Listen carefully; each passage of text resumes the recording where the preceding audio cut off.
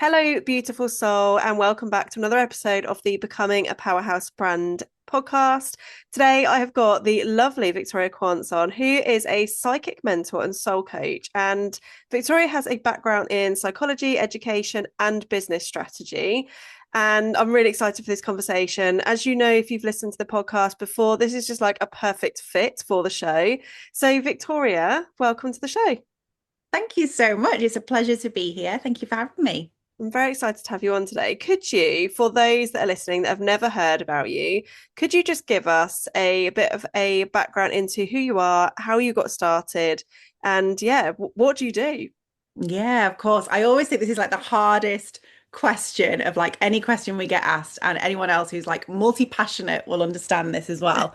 But in the simplest form, as a nutshell, I would say I help people remember who they are so they can create and manifest the version of themselves that they truly want to be, rather than just conforming to society or being disconnected from their consciousness and who they actually are on a soul level.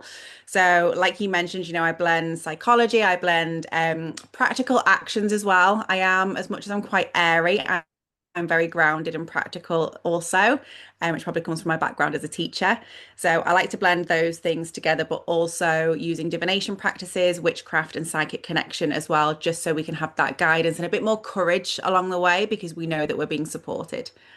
Love that. How did you get started in this work? Because obviously teaching is quite different, isn't it? And I know a lot of teachers that do get into this work for very different reasons. So it'd be really good to hear how you even got started in this. Yeah, of course. So I love teaching. I am a natural teacher. It is definitely like part of my own like soul archetype. So I was in academia for almost 17 years, teaching like business and marketing and events, and I absolutely loved it. But I had been, I guess, what you could say, practicing witchcraft since I was an early teenager. I started reading tarot when I was around 12, 13. And even before that, I always joke, I had rock pets and made like rose petal water and things like that, which technically, if we're being, official, it is witchcraft. So I've always been, if you like, that way kind of inclined, and always had like psychic experiences and things when I was growing up as well. But I had to keep things very separate when I was in that kind of, I don't want to say corporate world, but like that sort of institutional world, Yeah. because you've got a curriculum to stick to, right? So you can't very well be talking about businesses and, entrepreneurship and leadership and then bring in actually energetics and frequency and mindset of being an entrepreneur and the manifestation side of it. So it got to a point where there was just too much friction between the two because I felt like I was doing my students a disservice in that setting, because I knew full well I had my business alongside as well for the last 5 years that they were learning the theory and the foundations, but there was something missing. And I knew, if they go out there, they set up a business, they're going to be missing really significant elements of the energy behind the business and also what their purpose was as well. I have a gift of being able to see what someone's path is and what their energy is and what they're naturally going to fit into. And when you look into a lecture hall of, 300 people and you can see the spark's just not there for a Yeah. lot of them. And that felt almost like a moral question for me. Yeah. So that was the point where I was like, "Do you know what? I'm gonna leave. I'm gonna go full time in my business." But the business side itself, it was actually born during the first lockdown. And it started off very much as like a healing business. So I did all my healing training years and years ago in like Reiki. I'd done my counseling. I had my master's in psychology already at this point. And I'd been put on furlough, didn't know if I was going to be made redundant, if my team was going to be made redundant. In the end, we all were. But I felt the collective, we were all in that sort of fight or flight mode at that time. So I was like, we all need healing, we all need community, we need to come together. The government's telling us to stay apart. We need something that's actually going to bring everyone together. So that's how the business started. And it was like a healing and a community. And I then it's love just that. blossomed from there. I love that. And community is so powerful, isn't it? I think when you are aligned with this kind of work and you surround yourselves with other people, like the impacts that then has on everybody else around us is so huge. Yeah, So absolutely. And I think this is something that is still very key today. And I'm very tribal in a way. And I think, we should have our tribes and our villages, and that makes a huge difference. And whoever you surround yourself with, I always say, is going to impact on what like reality you create and the Yeah. lifestyle that you have.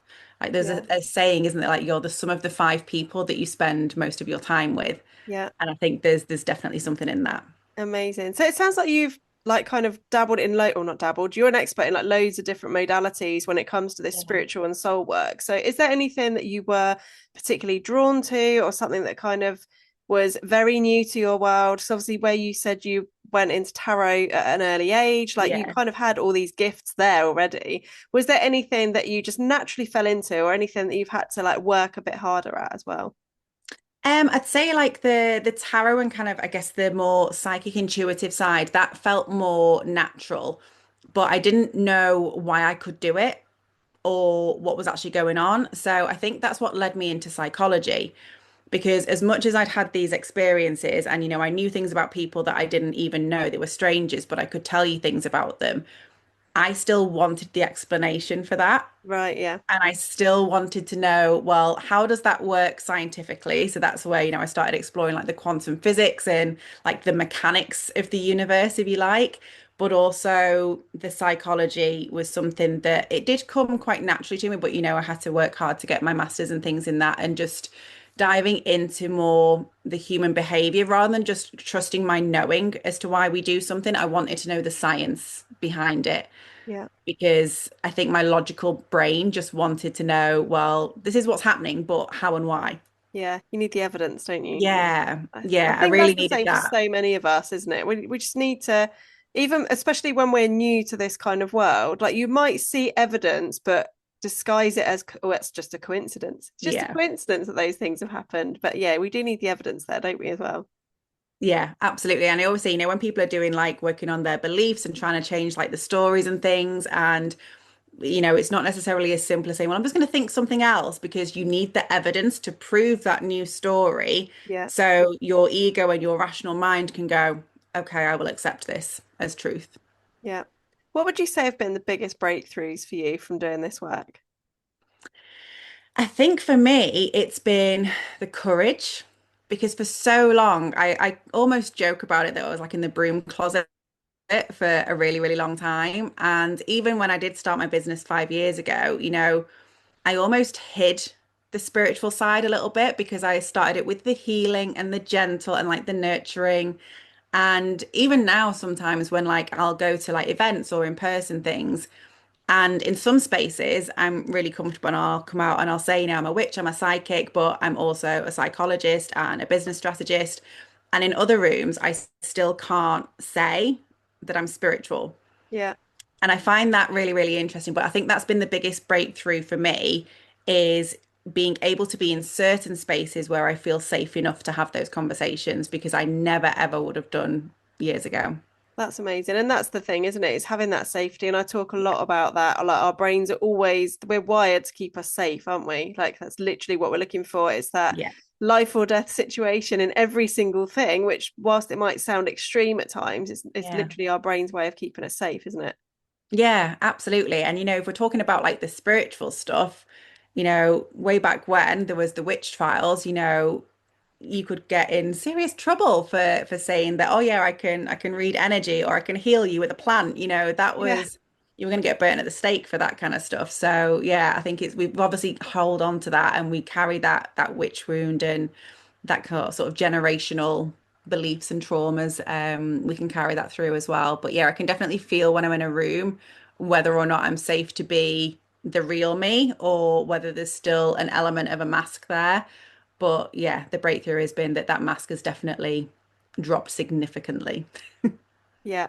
Do you think this work is available to anybody? Because I think definitely for myself growing up, I'd had a couple of like spiritual encounters, but not really thought anything into it.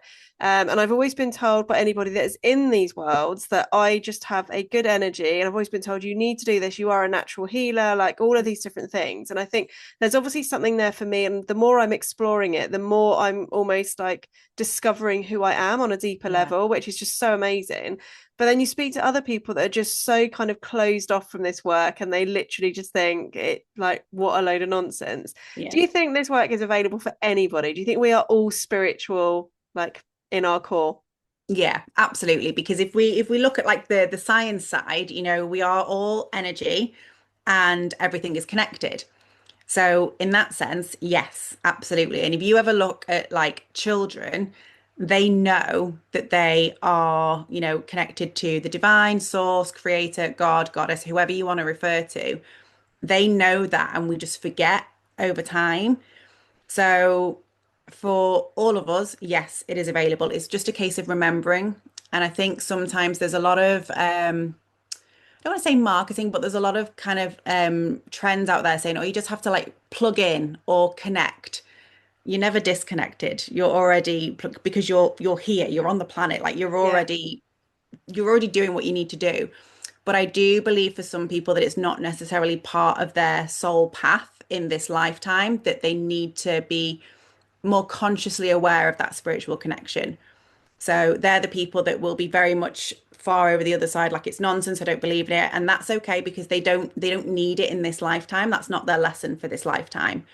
Whereas for a lot of us, and this will depend on things like your astrology, your North Node, your soul purpose in this lifetime, for a lot of us, we are here to remember because the more that we do that, the more that we start to remember and we fulfill our soul purpose, the more that we ascend. And then eventually we don't reincarnate again because we fulfilled whatever our soul wanted to fulfill in however many lifetimes it's taken. So for those that are over the other side and they're like, no, really resistant, don't need this, that's okay. But they're probably going to have quite a few incarnations until they get to that point. Yeah. Oh my God. I can literally, I've got goosebumps talking about this. I love it. Absolutely love it. Anyone that's listening to this that has just started their, what I would call, like for myself, it was always called a spiritual awakening. And for anyone Mm. that's kind of just starting with that, maybe they have just discovered what their human design type is, or maybe they've just Mm. started to get into astrology, or there's just something there and they're literally just getting started. What would you say to them as like, is there like a good path, journey, any guidance that you could give that person at that stage? I would say enjoy it for one, because it's so beautiful when you are at the very beginning, because it's so exciting because you're literally like a child again and you've got all these wonderful things to explore. But I would say go with what feels good, because if you're naturally drawn to something, that is going to be your gateway. So if you are like intrigued by human design or astrology, use that first to help you get an understanding, because that is the thing that's going to give you like the next iteration. So Yeah. whatever it is that's kind of sparked your interest, follow that. And if you're somebody who's like, I don't know where to start and I don't know what I'm interested in because there's that many modalities and things out there, just start with you and just start with having as many quiet times as you can, not necessarily meditating, but just more moments where there's literally no noise. So I will still do this sometimes now, and if I'm driving, I'll sometimes turn the music off or turn the podcast off that I'm listening to, and I will just have quiet, because that's when you start to actually hear your own thoughts, and eventually you hear your intuition, and that is ultimately what your spiritual awakening is, or your journey is. We're just using other tools to help you, but if you're not sure what tools you want to play with, then just get quiet and just listen to yourself. But I would also say that you'll never get it wrong. You're not going to come across something that is the wrong way for you, because if you're interested in something, it's presented itself for a reason. But also, if you are exploring something, so say you're exploring astrology and something doesn't feel right, and it's saying like you're this sort of person, and you're like, but I'm not, and I don't see that. Take what lands, and anything that doesn't, you don't have to accept it. So I'm very much, we don't want to be put in boxes or labels or things like Yeah. that. If they're not serving you and it's not helping you, just dismiss it, because then it's not meant for you. And that's Yeah. okay too. I love that. And like you say, that there are so many different modalities with this Yeah. work, and it is about finding what works works best for you. I know when I started, was on a podcast this morning and talking about this. And I was asked how I got started on my kind of spiritual journey. And I said I did kind of the opposite of what most people say, where it's lean into one thing and just try it. I just did Mhm. everything. Nice. I did Nice. everything all at once. I'm like an all or nothing kind of person. So I just did all these different practices. And it was literally like you just woken up for the first time. It was like my eyes were just like kid in a sweet shop. Oh my God, how have I missed this for like my entire Yeah. life up until now? It's Yeah. crazy, isn't it, when it opens up? Absolutely. And you can, that's the thing, you can have so much fun with it as well. And I was probably similar to you because I was reading tarot and then I had a mentor as well who was actually my first boyfriend's mum, who was also a witch, and she taught me loads of stuff. Like we'd play with spoons and we'd bend spoons, and then her daughter and me would like go in different rooms and we'd draw different pictures, but then we'd come together and it was the same picture. And like we'd just play with all this stuff. And it was brilliant. And it was all it was doing was basically practicing the muscle, like the psychic muscle that we all have, and just tuning into it again and remembering who we are. And yeah, it does get to be fun. And even if, you're someone who like wears a crystal bracelet or something, that's part of it too. And that can be as simple, and you can stay there. You're connecting and you're remembering with the energy of the crystal. So it doesn't have to be monumental, or it can be. Yeah, it's so powerful, isn't it? And I think, like, I've particularly in the work that I do with building personal brands, the thing that I Mm, always talk about a lot is it's never about the rebrand. It's never about you becoming someone else. It's about you remembering who you already were inside. It's just you've never yeah. tapped into that part of you before. And I think, yeah, coming back to who you actually are, who you were born to be, and understanding this work, it's literally like it's life changing once you tap into it, isn't it? Yeah, absolutely. And I love that with like the branding thing because that's been something so true for me that I've gone through, don't know how many rebrands, but each version has been basically a more authentic version of me, Yeah. even down to my name, which is really interesting. So when I've had businesses before, like they've had completely different names. And then when I very first started doing spiritual stuff, I used a fake name because I didn't want people to know it was me. And then when I started this business in lockdown, again, it didn't have my name attached to it. And then it had like my name that my friends refer to me as. And now it is actually my full name, Victoria Quance. And it's just got more and more true as I've remembered who I am. So Yeah. yeah, I fully agree with that. Oh, I love it. So you are a psychic mentor.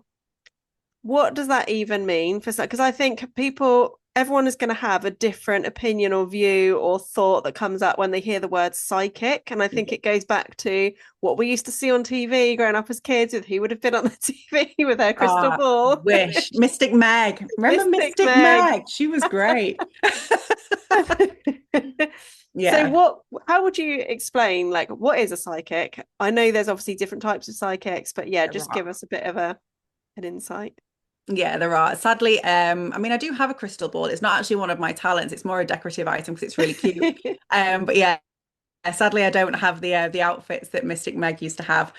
But the reason that I refer to myself as that psychic mentor is I will blend different things when I'm working with someone. So we'll always look at their psychology. As a psychologist, I can't not. So we'll look at their personality, we'll look at their traits, we'll look at their behaviors, their habits, their narratives, and basically what's going on in their body as well. But along with that, and this is something that for ages I didn't really know what it was or what to call it, but I would just know before they would even say to me that they were having a challenge with something or they'd come across an obstacle or they were feeling a certain way. I would already know, and I'd already know the solution, and I'd already see where they'd end up as a result of that. And I wouldn't know what to call it. It's almost like having a premonition, but just knowing it was almost like I could sit in that person's Yeah. shoes, but see everything that they couldn't see, which is really, really hard to explain. I do this on retreats all the time as well, and we'll literally sit and figure this stuff out. And people are like, "How do you know that?" I'm like, "I don't know." So the only way I can describe that is it is my psychic and intuitive skills that are enabling me to see that. But it really helps my clients because it saves us having to go round and round with loads of questions or loads of digging or loads of healing work. Like that's not necessary because I can get to the source and connect into them and go, but hang on, this is actually what's going on, and this is where you're heading. And we can also change that as well, right? So this is the current trajectory that you're on. If that's where you want to be, awesome. Or we can change direction, and actually, I can see you'll end up over here. And it's Yeah. just a really lovely way of figuring out the solutions a lot quicker. Yeah. And we all want that, don't we? We all want to get to that Absolutely. end goal. Yeah. And I think when Absolutely. somebody can literally see into your blind Mm. spots, it's so powerful. So it sounds like you can almost see like you can see the timeline of what somebody is on Yeah. at that moment in time, which is so powerful because we can't always see that ourselves. Even if we have the end Mm. goal, we don't necessarily know, even if we have the strategy and everything, we don't know what's going to turn up at each point or Exactly. different things that are going to block us and maybe throw us off our track. So yeah, amazing. Exactly. And yeah, it's beautiful. It's lovely. Unfortunately, I can't quite do it the same with myself because my ego jumps in and Yeah. goes, yeah, but maybe this, and this, and this, and then your own stories come up.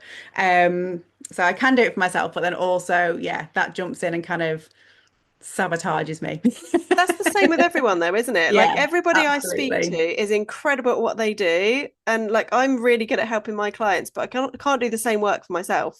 It's, Yeah. it's crazy, isn't it? We can't see This our is own this, blind spots. I know. This is why we need mentors as well. And I will literally say to my Exactly. coaches, I'm like, this is what I can see. This is what I'm getting told from my guides and my intuition. However, my ego is saying X, Y, Z, and then they can help me on the ego stuff. And I'm like, thank you. Perfect. Great.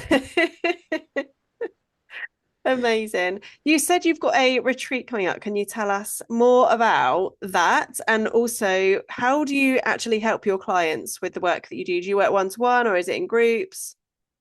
A lovely little combination. So next year is very much all about retreats or as many retreats and in-person stuff as I can because I do really love that human connection. Yeah, And obviously doing stuff over Zoom and stuff is brilliant. I can still read people's energy, but when you're in a room, there's something completely different and it almost compounds the results. Like we get results much quicker. So I found that on the retreats that I've done over the last 5 years. But next year I want to do as many as I can because we're planning for a family.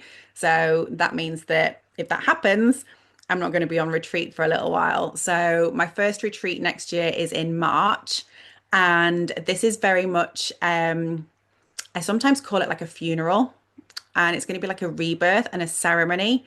And we're going to be looking at the current identity that you're kind of holding on to and surrendering that identity and that version of you that's kind of keeping you safe, but also keeping you stagnant and in a current circumstance that's actually not what you're meant to be living.